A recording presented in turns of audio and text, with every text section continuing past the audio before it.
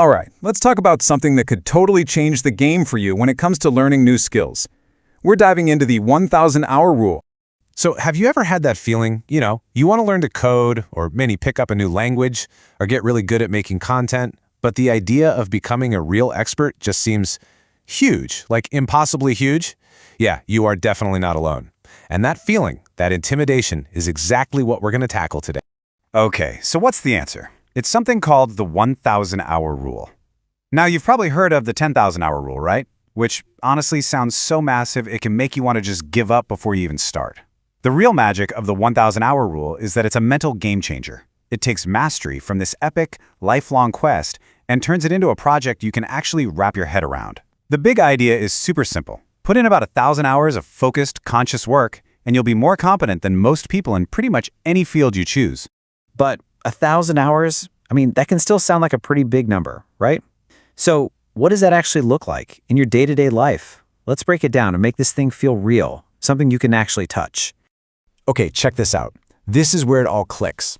If you put in just 1 hour a day, you'll hit that 1,000-hour mark in about 3 years. Not bad, but look what happens when you bump it up to 2 hours a day. You literally cut the time in half. And here's the sweet spot. At 3 hours a day, you can get to a really high level of skill in just about 11 months. Think about that, less than a year. It's not about clearing your entire schedule. It's about finding that small, consistent chunk of time every single day. And really, this is the key takeaway, the big headline. 3 hours of disciplined, conscious work every day will put you ahead of the pack in just 1 year. Let that sink in for a second.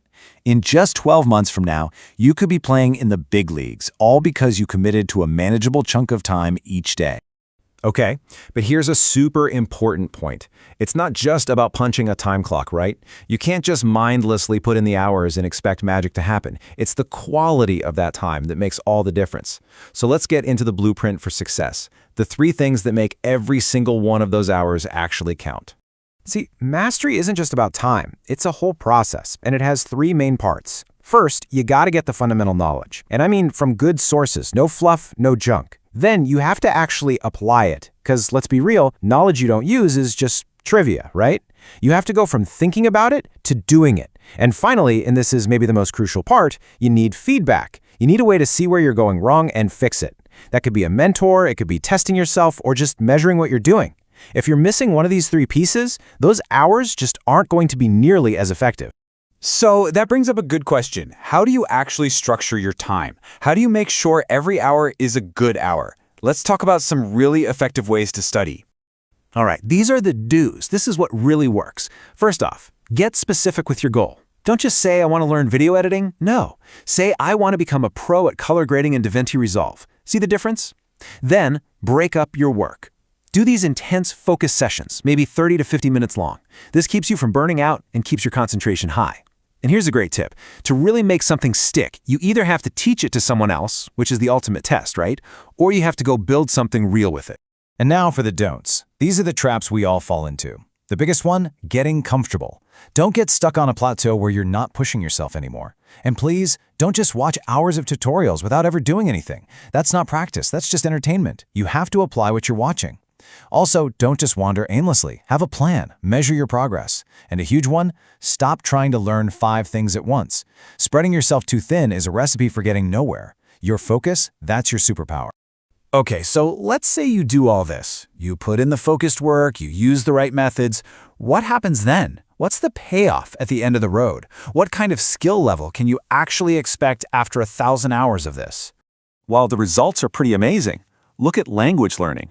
We're not talking about just being able to order a coffee. We're talking about fluent conversations where you can actually debate ideas and get the little nuances. Or software development. You're not just a beginner anymore. You're a solid mid-level, maybe even advanced developer who can build real complex stuff. The bottom line is, across all these different fields, 1,000 good hours gets you to a professional level. Your skill has actual, real-world value. And you know what that all adds up to? It's that feeling. That awesome feeling of true confidence. It's the moment you could look at a problem in your field and just know, deep down, yeah, I can do this. You're not faking it, you're not just dabbling, you have a real, valuable skill. All right, before we wrap this up, I want to tie everything together with one last really important idea. Let's call it the golden formula for success. You have to remember this. The number of hours means nothing by itself. It's not a guarantee. You could spend 3,000 hours spinning your wheels with the wrong method and get basically nowhere. But just 500 hours with the right method can completely transform your abilities. It is always about the quality of the work, not just the quantity. So it really all boils down to this simple formula. Expertise equals your time times the correct method times patience. And you absolutely need all three.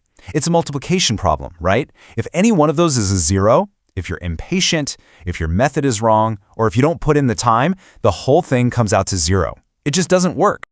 So there you have it. We've laid out the roadmap, we've talked about the methods, and we've seen the incredible payoff. The path to getting really good at something is probably a lot clearer and a lot more doable than you thought. So really, there's only one question left to ask yourself. When does your 1,000-hour journey begin?